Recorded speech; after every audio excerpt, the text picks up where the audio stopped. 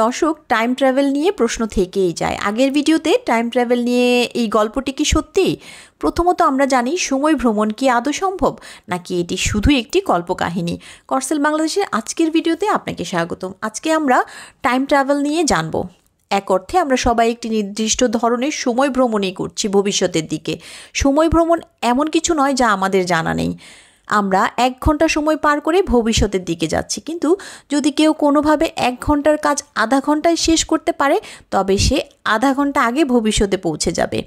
এই ধারণাটি প্রথমবার অ্যালবার্ট আইনস্টাইন তার বিশেষ আপেক্ষিক তত্ত্বে উপস্থাপন করেছিলেন।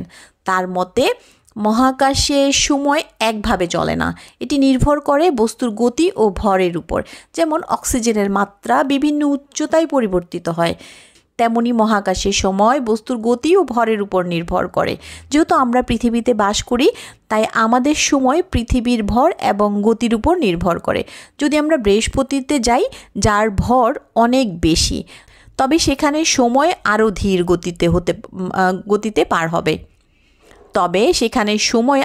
গতিতে পার হবে।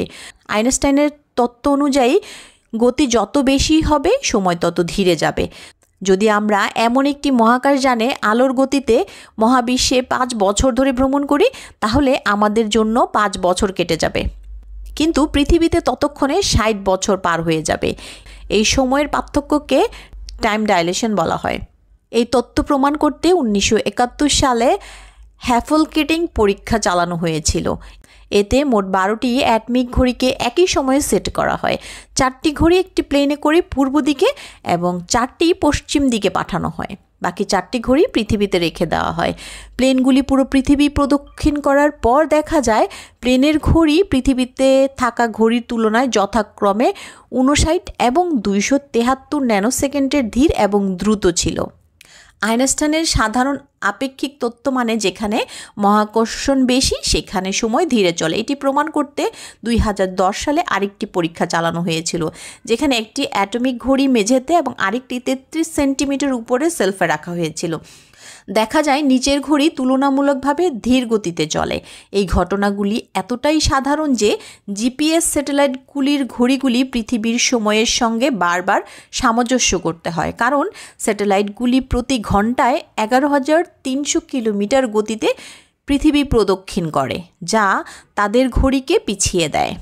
তাত্ত্বিকভাবে ভবিষ্যতে সময় ভ্রমণ সম্ভব, কিন্তু বাস্তবে এটি প্রায় অসম্ভব। মহাকাশযানে সময় ভ্রমণ করতে হলে আমাদের একটি ব্ল্যাক হোলের কাছে পৌঁছে যেতে হবে, যা আলো থেকে দূরে।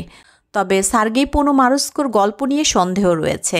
2012 সালে ইউক্রেনের একটি টিভি শোতে তার গল্প দেখানো হয়, যেখানে অনেক ফাঁকফোকর দেখা যায়। উদাহরণস্বরূপ, ভিডিওতে যে তারিখ দেখানো হয়েছে তা ভুল ছিল।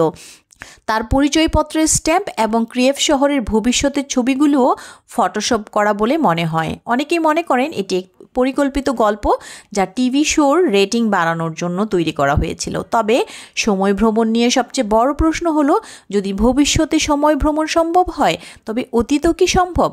টাইম মেশিনের মাধ্যমে অতীতে ভ্রমণ করলে একটি প্যারাডক্স সৃষ্টি হয়। যেমন, এটি কেউ টাইম মেশিন বানানোর আগে অতীতে গিয়ে তা তৈরি হওয়া থেকে বাধা দেয়, তাহলে কি হবে? একে টাইম ট্রাভেল প্যারাডক্স বলা হয়। 2009 সালে স্টিফেন হকিং একটি পার্টির আয়োজন করে, যেখানে তিনি একাই উপস্থিত ছিলেন। তিনি ঘোষণা করেছিলেন এই পার্টির আমন্ত্রণ 1 বছর পরে প্রকাশ করা হবে, এবং যদি কোনো সময় ভ্রমণকারী থাকে, তবে সে অতীতে এসে এই পার্টিতে যোগ দিতে পারবেন। এটি বোঝানোর একটি উপায় ছিল যে অতীতে সময় ভ্রমণ সম্ভব নয়। করসেল বাংলাদেশের এই ভিডিওতে সময় ভ্রমণের ধারণা ভালোভাবে ব্যাখ্যা করা হয়েছে। ধন্যবাদ। দেখা হবে পরবর্তী দুর্দান্ত কোনো ভিডিওতে।